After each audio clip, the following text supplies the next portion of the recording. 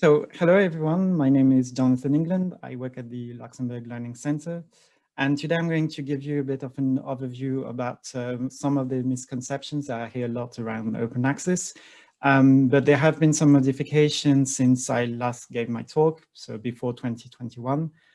So I'll give also an overview about what's coming next. And obviously you'll get more about that with Linda in the next presentation. So as you know, open access is part of a larger umbrella, which is in general open science. But today we'll really focus on open access, which is the free, unrestricted online access to peer-reviewed research publications. And each word in this definition is important, as we will see later on. So you're probably here because you're either funded by the FNR or you're funded by the Horizon 2020. You might also be here because you've heard of Plan S and how it's going to impact. If you haven't, that's fine. I'll go back into it later during the presentation. And one of the first things you might be thinking is, oh, great, another mandate. I want to publish wherever and however I want. And I really want to emphasize that while this is a misconception, and we'll see that later, I want to put back into context of why funders are pushing the open access agenda, why they're really trying for research to be publicly available for everyone to read. And you might already know this, but I'll go through it again. Taxpayers tend to have to pay twice, one to fund the research and one to actually have access to it. If we look at this figure, you can see that, as you know, to be able to access an article, you need to either, as a member of the public, pay per article, or you might be part of an institution that is that pays journal subscriptions, part of a library consortium, and that allows you to go past the paywall. And when you think about it, researchers get their money from the government or from the FNR, and so taxpayers are paying, the government to fund the research, and then another time to actually be able to read the research, whether it's through journal subscription or through individual prices. Just to give you an overview of how much is spent in Luxembourg, more than 1 million was spent in 2016 for journal subscriptions. And with the new model where authors are paying for publishing in open access, more than 500,000 euros were paid in article processing charges. So it is a big amount of money that is spent every year by Luxembourg to make publications available in open access, or to be able to read the knowledge. And you might also know that, but 37% is the net profit margin that Elsevier did in 2019 and also in the previous years. And if you compare that to big for-profit companies like Google or Apple, it is actually higher. So it is a very effective for-profit company, and that is why the funders are pushing for the open access agenda, because there's a disconnect between for-profit companies that are making money out of that model and of having access to knowledge. Okay, back into what really interests you is some of the misconceptions that I hear a lot. And the first one is the reviewing process in open access journal as good as in non-open access journals? And I really want to emphasize that open access is not about a journal. Yes, they are full open access journals, which have only the open access option, but they are different. Open access is about an archiving model. It's a philosophy. It's not where you publish, but where and how it is made available. Second misconception linked to that is, I like to publish in open access, but I cannot pay the high costs. And yes, if you publish in a full open access journal, most of the time you as an author have to pay a fee, an article processing charge, but there are different routes. And this is what I want to emphasize today on the different routes that are available to you. So there are mostly two different routes: the green route, which is what we're going to focus on today, which is the self-archiving. And then the one that's on the right, the Gold Open Access route, which you probably know about, where you as an author have to pay some fees. But today I want to emphasize on self-archiving. The minimum, the bare minimum, whatever the routes that you're taking for open access to make your research available in open access for everyone is by self-archiving. And that means depositing on a suitable repository. Just to give you an overview of what that means in that figure, it means that if you were going to, on the publisher's website, you would still have to pay a fee through journal subscription, but you as an author are going to deposit on a repository, and I'll go back to what a suitable repository is in a minute.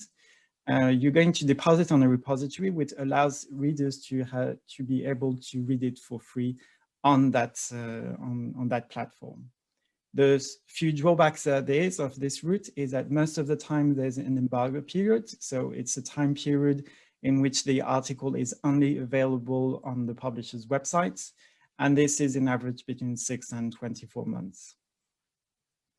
After the embargo period, your article would be still, you would still have to pay to be able to read on the publisher's website, but on the repository, there's this same version, the same content of your article that is present on the repository.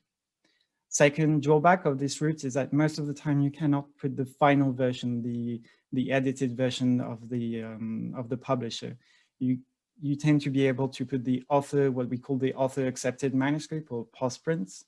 And I'll show you what that means in a second. And third problem is that most of the time you sign a copyright transfer agreement, so you do not own the rights to your paper anymore. So what is a suitable repository?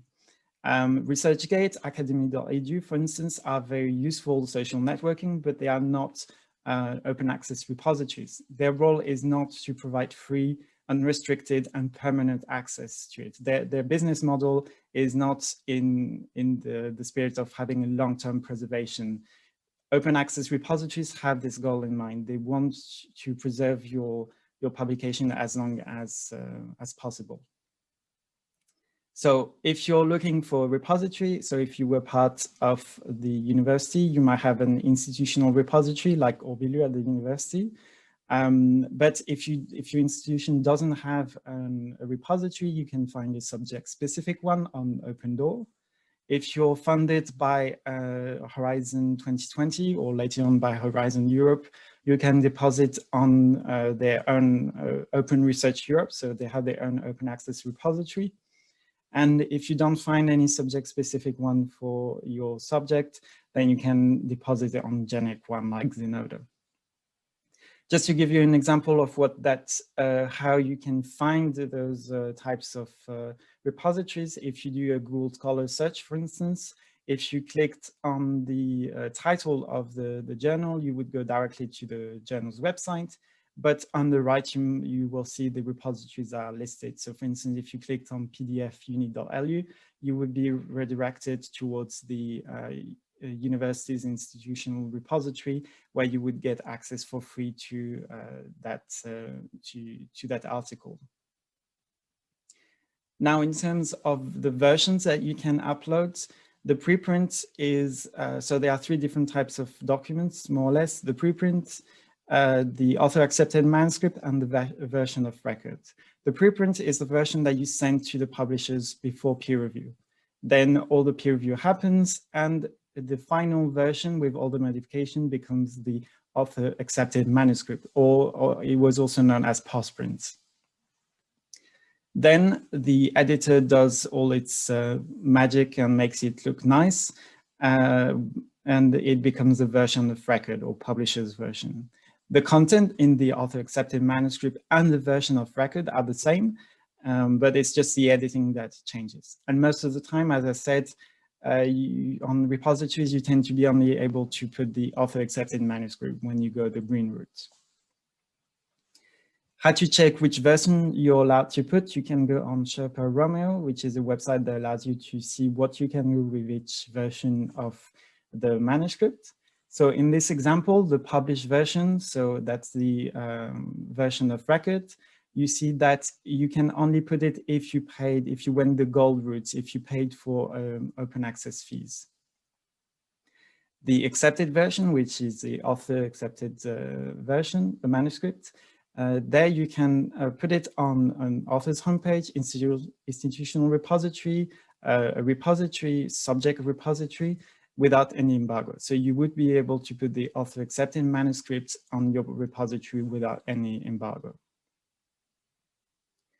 I want to emphasize again, this is the most important slide of this talk, that's why you're seeing it twice, is that the minimum for open access, whatever the route you're going for, is self-archiving. You always want to deposit your work on a repository.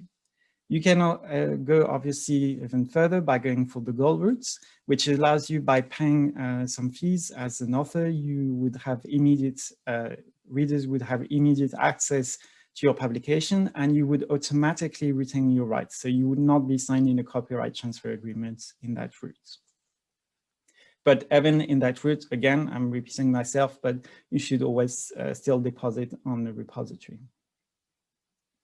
Now, what's coming up next? You might have heard of Plan S, which was created in 2018 and was brought up by Coalition S, which is a coalition of funders who are trying to push forward the open access agenda, to really try and make research available for everyone to read for free as soon as possible, and for authors to really retain their rights to their manuscripts.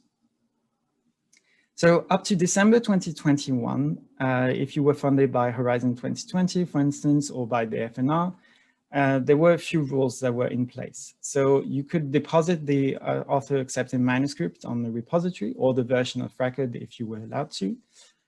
You were allowed to have an embargo period of 6 months or 12 months if you were in the humanities. And you were allowed to publish in hybrid journals. Hybrid journals are subscription journals that also give the option to authors to have a gold, to pay an article processing charge to publish their work. What they're doing, basically, hybrid journals, is they're doing double dipping, where they're getting money once from the journal subscription and another time by asking authors to pay fees. So hybrid journals are really the worst in terms of for profits in the publishing world. Now, what is changing if you're applying for Horizon Europe grants or new FNR grants from 21 onwards, they all follow what Plan S has put in place. So you can still put the article, the author accepted manuscript on the repository, or the version of record if you are allowed to. But this time you're not allowed to have any embargo period. So you can deposit on a repository, but the embargo has to be of 0 months. You also have, as authors, to retain your rights. So you're not allowed anymore to sign a copyright transfer agreement, and it needs to be published under a Creative Commons attribution license. And I'll get back to that in a second. And hybrid journals are not allowed anymore, except if they are part of what we call a transformative agreement. Now, transformative agreements, I'll get back to them in a second. They're negotiated by the consortium Luxembourg, and they basically deals with the publishers that they will go to full open access instead of being hybrid journals. In terms of Creative Commons, it's you might have heard of that. It's basically a license that allow you to create the CC BY is the most open license that there is of the Creative Commons. It allows you to share, use, remix, do whatever you want with the work, as long as you cite the paper and the authors. So under the new rule, you would have to the author accepted manuscript would need to be under a CC BY license. I'm sorry, there's a plane. I don't know if you hear it, but we'll continue. So some of the other misconceptions that I get also a lot because of this new Plan S is now have to pay to publish. If the journal is full open access, yes, most probably there will be some fees linked to you as an author having to pay. But if the journal is not open access, you can always use the green route. You only need to deposit the author accepted manuscript on a repository and inform the publishers of the Coalition S rights retention strategy, which allows you to have no embargo and retain your rights. So it's a statement basically that you send the publisher stating that for the purpose of open access, the author has applied a CC BY, so Creative Commons Attribution License, to any author accepting manuscript version arising from this submission. This allows you to keep rights on your manuscript and therefore be able to put on the repository without any embargo. Another misconception linked to Plan S is that I can no longer publish in the journal I want because it's hybrid. So this is a bit of a gray area right now because there aren't that many transformative agreements yet in Luxembourg. They're being negotiated for you by the Consortium Luxembourg.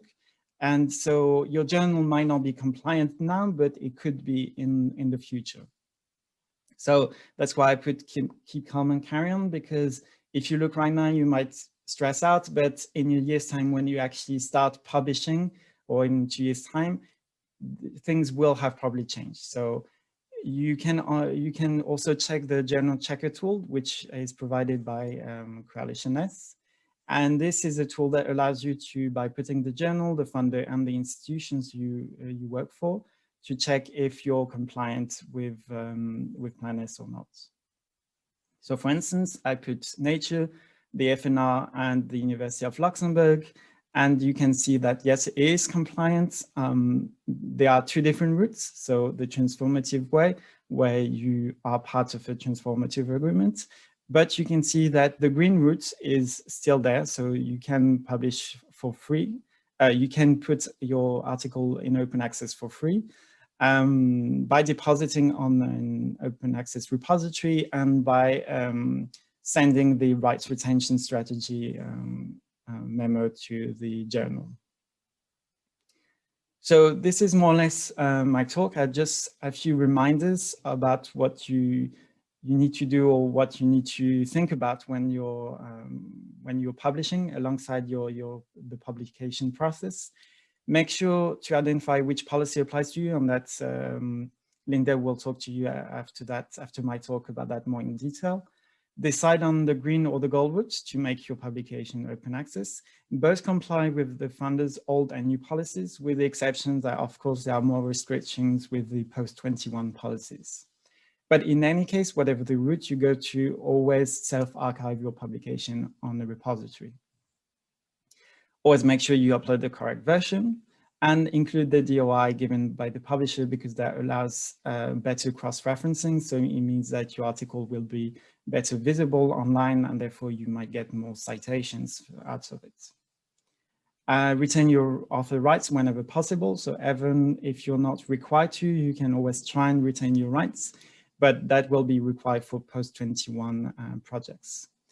I've put in the link the FNR new policy, some information about Plan S, and my presentation is available already online at this address.